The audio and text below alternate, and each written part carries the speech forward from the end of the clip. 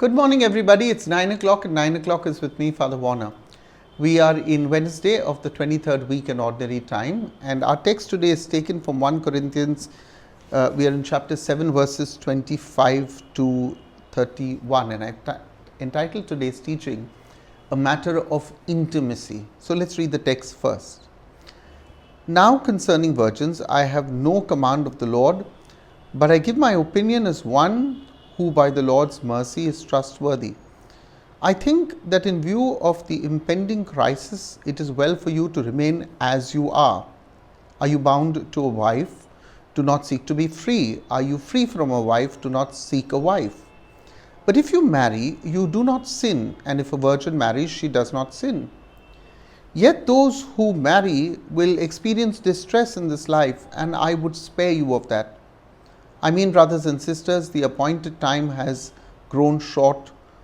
From now on, let even those who have wives be as though they had none, and those who mourn as though they were not mourning, and those who rejoice as though they were not rejoicing, and those who buy as though they had no possessions, and those who deal with the world as though they had no dealings with it. For the present form of this world is passing away. So clearly, there were concerns in the Corinthians church. I'm using this word concerns because you'll see that this word concerns appears several times from now on, 4 to be precise. If you look at chapter 7, verse 1, it says, now concerning the matters. Again, if you look at chapter 8, verse 1, now concerning food sacrificed to idols. And then if you turn your Bibles and look at chapter 12, verse 1, now concerning spiritual gains. And then finally in chapter 16, verse 1, now concerning the collection for the saints. So several concerns. Clearly there were concerns that the Corinthians had, and Paul is responding to these concerns raised. Specifically, we know from chapter 16, verse 17, by a man called Stephanus and his companions. So perhaps it was Stephanus who is bringing these concerns of the Corinthian community to Paul.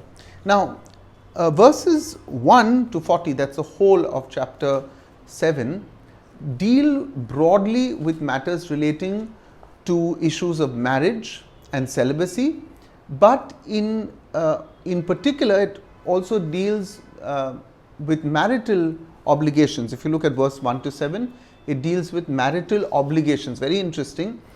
Because he talks about conjugal rights of husbands and conjugal rights of wives. Then he also talks about the unmarried and the widows. How should they live? Verses 8 to 9. He talks about separation and divorce. And you'll see that in verses 10 to 16. And then he will talk about something called maintaining the status quo within one state of life in the context of the fact that the Lord is coming. That's today's text. From verses 17 to 35, though we take verses 25 to 31, he's talking about the Lord's, in the context of the Lord's second coming. So he will speak of maintaining the status quo. Are you married? Remain married. If you're not married, don't remain married. And I'll explain why he will say this. Now, in order to get the text of today, we need to cover some ground on matters taken up by Paul in verses 1 to 24 of chapter 7. Now, you might recall that when we did Paul's letter to the Corinthians in chapter 5, verses 9 to 10, Paul in chapter 5 had expressed his very stern judgment on sexual immorality.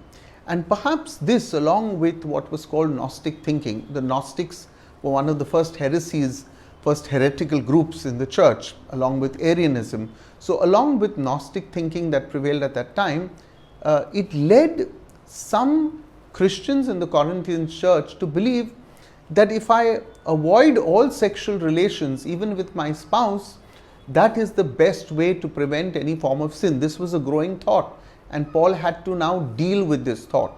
Now, for Paul, celibacy is not some spiritual ace that one can throw and win the game. He says very clearly that celibacy is a special gift of God, and he says that this gift of God is only received by a few. Now, Paul clearly admits that he is a celibate and that he is the recipient of this gift. Please let me explain this. He is a celibate at the time of writing 1 Corinthians, yeah, or maybe a little earlier and then after that. But he says he is a recipient of this gift of celibacy. So, please, when reading this statement on Paul's gift of celibacy, don't quickly assume that Paul was a bachelor. That's a mistake to make. Paul could have been a widower. His wife could have been died. And why do I say this? When you look at Acts chapter 26 verse 10, it tells us that Paul was once a member of the 40-strong Sanhedrin. Remember the Sanhedrin, which you find very often mentioned in the Acts of the Apostles, the ruling council. Now, how do we assume that therefore, because he was a member of the Sanhedrin, Paul was married? Only married men were eligible to be members of the Sanhedrin. So maybe Paul had a wife, maybe she left him, maybe she died, but clearly at this point of time, Paul lives a life of celibacy, and he says not everybody is given this gift. So for Paul, this gift of celibacy is an exception. Celibacy, can I say this again? Celibacy is an exception, not the rule. And since it is an exception, it cannot become the general principle of Christians that we avoid, within a marriage, sexual relations. You can't say, I'm married now, but I want to be like, I don't want to have any sexual relationships with my spouse. He will clearly say there is an obligation that one has towards the other, and he'll explain why that obligation, so that the partner may not be led into sexual immorality because he is deprived of his conjugal duties to the spouse. Now, in that sense, therefore, as I said earlier, celibacy should not be looked at a prize to be won, but it is a merit to be earned and given only by a few. Now, coming to what I just said earlier, Paul clearly rejects the view that sexual relationships within a marriage should be denied by any partner in that marriage. Rather, he says married couples should have the right to conjugal intimacy. This is an issue very often that comes up within marriage. A lot of couples come to us and say, Father, many men normally generally say, my wife does not permit me to have sexual relationships with her, and maybe this is the reason why I indulge in masturbation. And I explain to the wives very often, there is a way in which you have an obligation to conjugal relationships. Now, this right, therefore, is not merely for the asking of the husband. It's not only the husband has a right to conjugal relationships, but interestingly also, the wife also can ask for conjugal relationships. Now, this at a time, I say surprising, because this at a time when the rights of women were practically non-existent. I once read a long time ago, I can't quote the source, that according to the Talmud, a Jewish man is supposed to think of something holy when he is having sexual relations even with his wife. This is how they looked at even sexual relationships and women. So this is a little surprising considering Paul's previous statements that he's made. You can see Paul says not only a man has the right to conjugal relationship, sorry, let me correct that. Not only does a husband have the right to conjugal relationships, but also a wife has the same right to conjugal relationships within their marriage. I'm stressing within their marriage, and I'm making it sure that I'm not using the word man and woman, but husband and wife. Now, yet, Paul permits the practice of continence. He permits the practice of continence. What is continence? Continence is self-restraint. Now, many couples, I know I have friends, couples who are friends, who practice this during the season of Lent. So, Paul permits continence or self-restraint only for spiritual reasons. And Paul is quick to state that this cannot be for prolonged periods. You can't tell your wife or your husband, I'm not going to have conjugal relationships with you for 1 year, because I made a vow. You may have, if you all both made a vow, it's a different thing, but you cannot say I made a vow. Why? Because Paul says, when you deprive your spouse of conjugal relationships, it brings temptation to the other party, and it may be dangerous for the spiritual life of both partners as well as the one who is deprived of conjugal relationships, and may lead that person into sexual immorality. So he says you are responsible when you take these kind of vows, or when you exercise continence or self-restraint for a period of time. Paul says no problem between married couples, but you can't have this extensively and say I am depriving you from now on for whatever reason because I went to retreat and now I don't want to have conjugal relationships with you, my husband. That Paul says, I'm sure many of you are going to find this teaching very interesting, and some husbands are going to be playing this for their wife, and some wives will be playing this for their husbands throughout the day. Okay, whatever the case is, it's not merely about sex, it's about the expression of love within a marriage. Yeah, don't get the bull by its tail. So continence, very clearly he also says, or self-restraint, is not a demand from a couple, but like celibacy, he says, even that continence, even to have that self-restraint within sexual, of having conjugal relationships within a marriage, he says this is also a gift. Like celibacy, both self-restraint is a gift and celibacy is a gift. He says not everybody has that ability.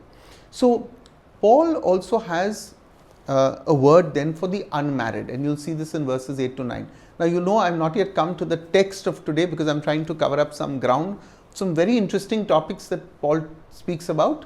Tomorrow, also, day after, a few days later, we'll do food offered to idols. It's a big topic for a lot of people. Now, coming to today's text, or verses 8 to 9, he also has a word, as I said, for the unmarried. Now, the very word unmarried is misunderstood by us. It is not to be understood in Scripture, or in this context of Scripture, exclusively as spinsters.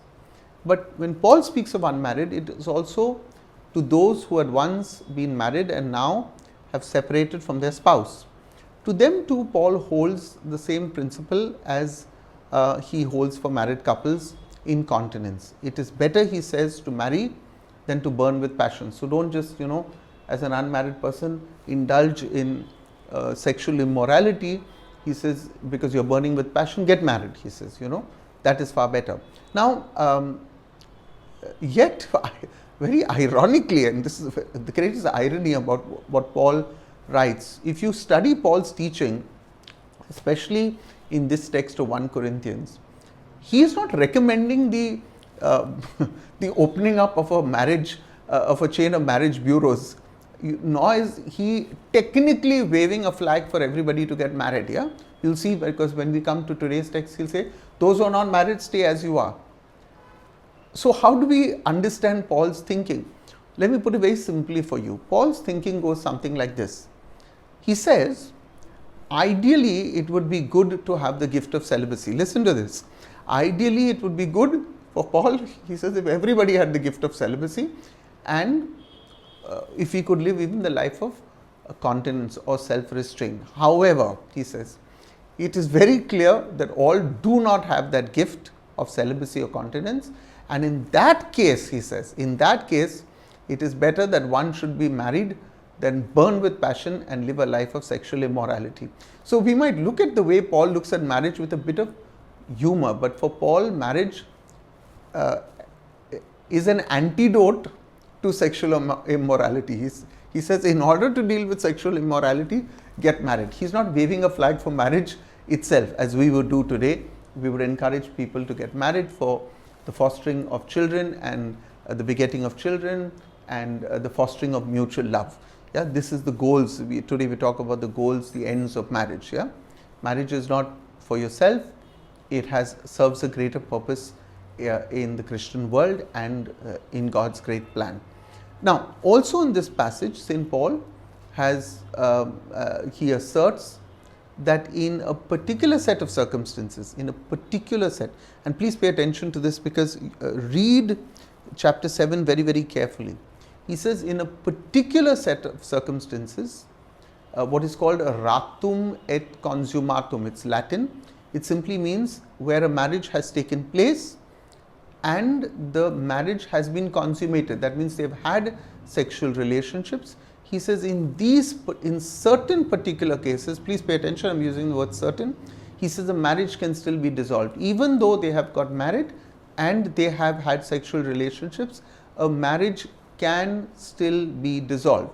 It's called the Pauline Privilege. I'll explain it as we go.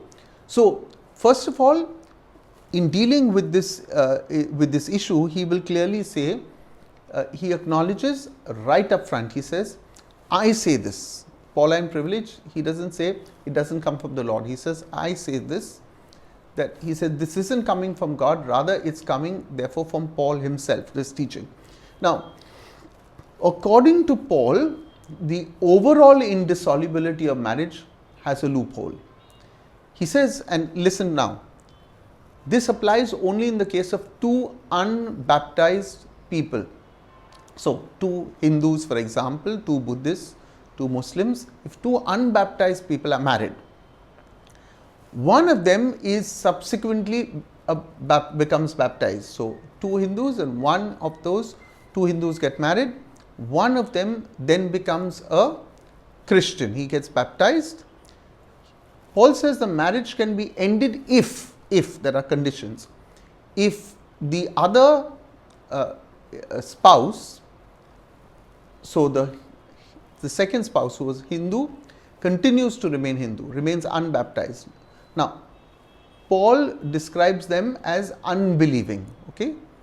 The second is if the person desires to separate from his or her spouse. That means to say, the Hindu person says to the Christian person, now Christian, formerly Hindu, says, I don't want to live with you, you become baptized, you become a Christian, I want to separate, then there can be a dissolution of this marriage.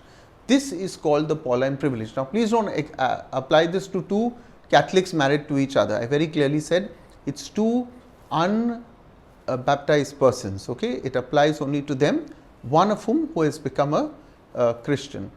But by and large, Paul encourages that one's partner's life and one's Christian calling can bring about a transformation in the faith of the unbaptized partner, drawing him or her to change. Now, let's come finally, we must remember, we have to come to our text. We must remember that when Paul was writing to the Corinthians, he was convinced that the form of this world was passing away. Read verse 31. He was convinced the form of this world was passing away. He also says that the time has grown very short. He says this in chapter 7 verse 29, which is part of our text.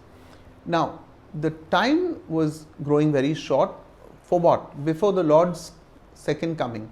So please read what we are now studying in this context. Paul is talking about the time is very short, the Lord is going to come again.